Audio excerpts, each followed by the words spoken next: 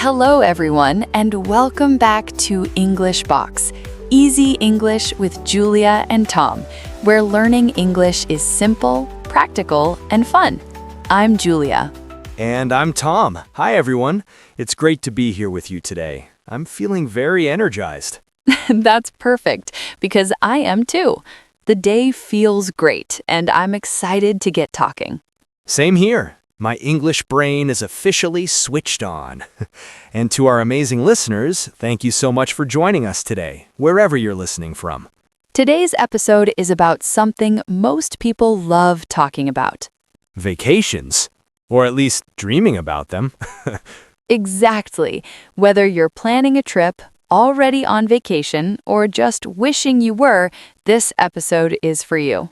We're going to talk about how people really talk about vacations in English, before the trip, during the trip, and after the trip. You'll hear common questions, natural answers, and useful phrases that native speakers use all the time. We'll also help you practice talking about your own vacations, even if it was just a short break or a stay-at-home holiday. Don't worry about speaking perfectly. The goal is to speak comfortably and naturally. And as always, we'll keep the conversation slow, clear, and relaxed so you can listen while cooking, commuting, walking, or just taking a quiet break. Learning English doesn't have to feel like studying. It can feel like listening to a conversation. So, grab a coffee, imagine you're on vacation, And let's get started with today's episode, Vacation Talk in Real English.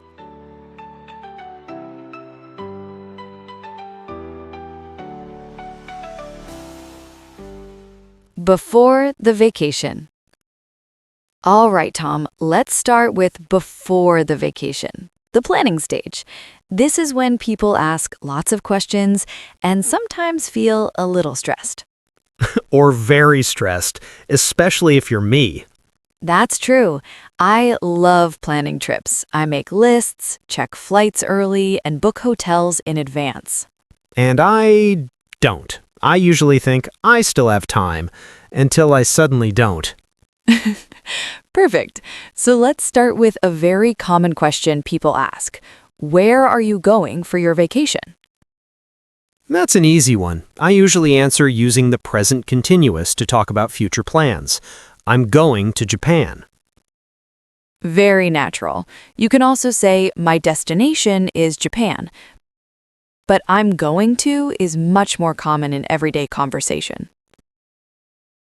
Another question people often ask is, when are you going? Or how long will you stay? You might say, I'm going next month, or I'm staying for 2 weeks. Simple, clear, and very useful. Notice we're using the present continuous, but we're talking about the future. Exactly. Now let's move on to who are you going with? You can answer, I'm going with my family, or I'm going with some friends. Or I'm going alone, which can sound very brave. Or very peaceful. Next question, and this one is great for conversation. Why did you choose this place? This is where you can give a short reason. For example, I chose it because I want to relax. Or I chose it because I love the food. A very important reason. Always a good reason. Now, here's a small upgrade. Instead of always saying, I want, you can say, I'm thinking of visiting Kyoto. Or I'm planning to explore the city. These sound more natural and flexible, like your plan isn't 100% fixed yet. Which matches real life, especially my life. Finally, one of the most common questions before a trip, what are you planning to do there? You can answer with going to. I'm going to relax. I'm going to explore the city. I'm going to try local food. Or mix it with planning to. I'm planning to visit museums. I'm planning to book a day trip. Now let's talk about something very important. Packing.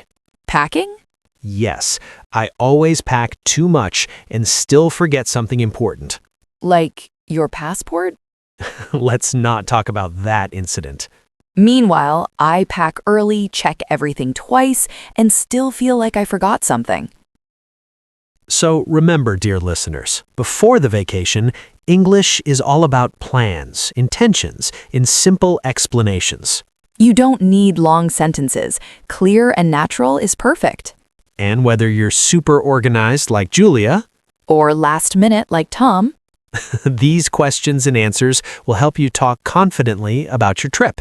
In the next session, we'll move on to during the vacation. What happens when you're actually there? Including things going wrong. Of course.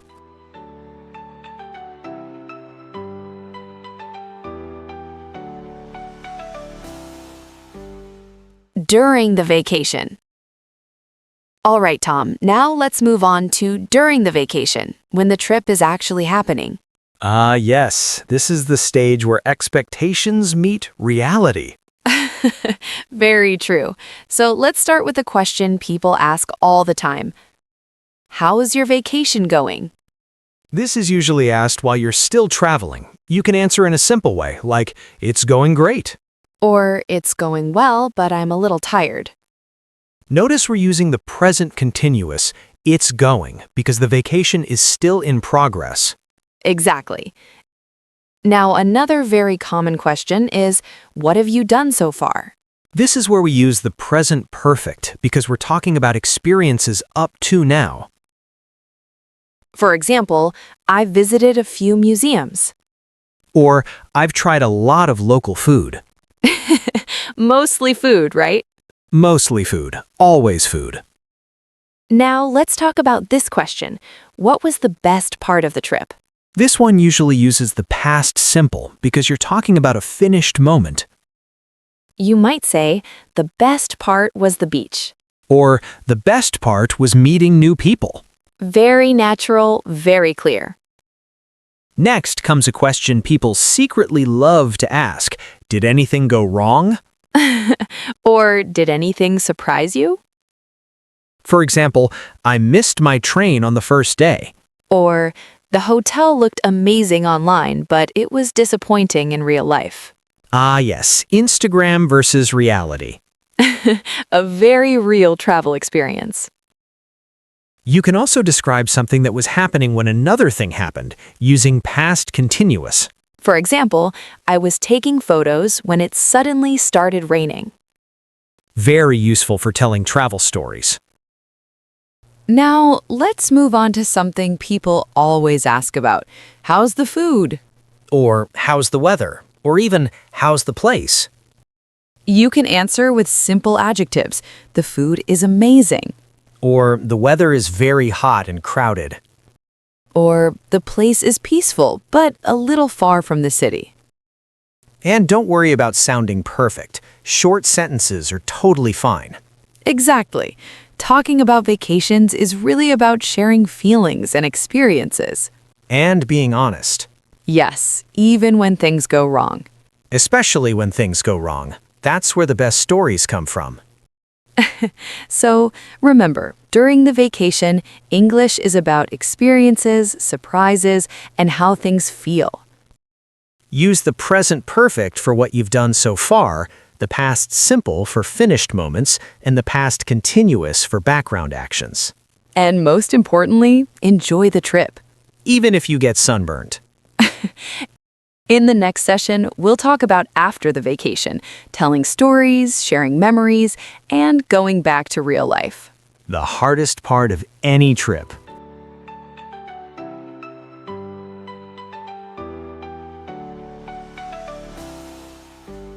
After the vacation.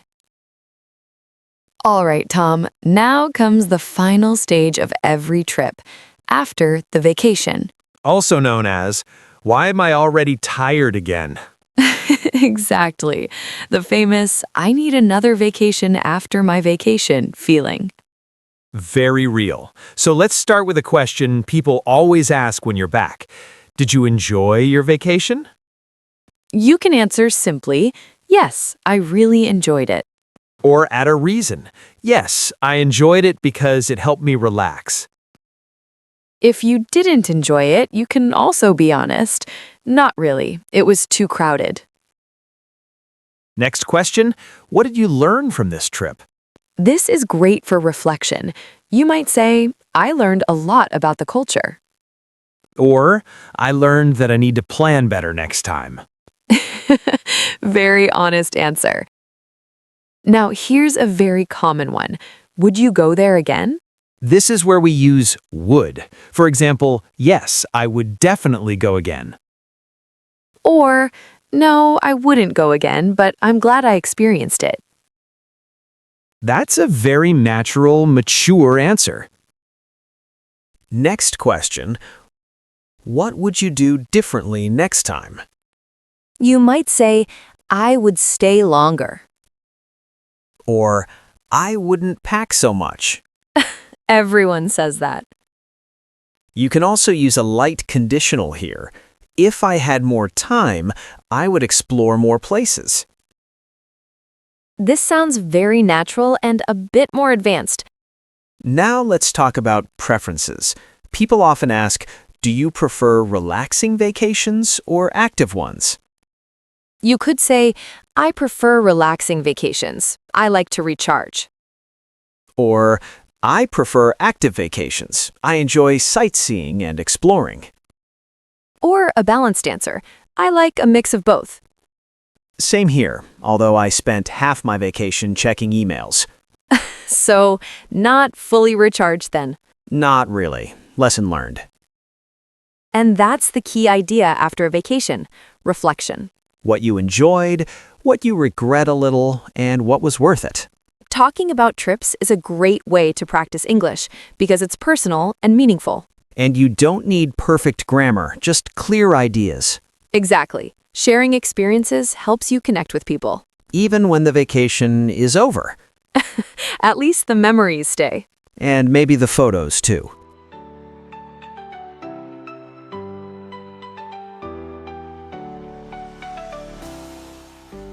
That brings us to the end of today's episode.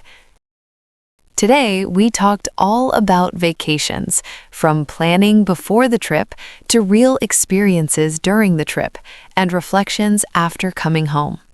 And remember, speaking well doesn't mean speaking perfectly.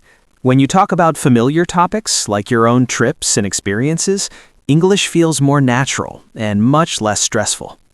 Before we finish, let's quickly review some useful vocabulary we used in today's conversations, including a few slightly more advanced words. First, destination. A destination is the place you're going to. For example, my destination is Japan. We also used explore, which means to look around and discover new places. Example, I want to explore the city. Another useful word is experience. Experience means something you do or live through. Example, that was a great travel experience. And finally, we talked about recharge. Recharge means to rest and get your energy back. For example, vacations help me recharge. Now it's your turn to practice. Try saying 1 or 2 simple sentences about your last vacation or your next one. You can say them out loud or write them in the comments. Small practice really adds up. For example, I'm planning to relax and explore.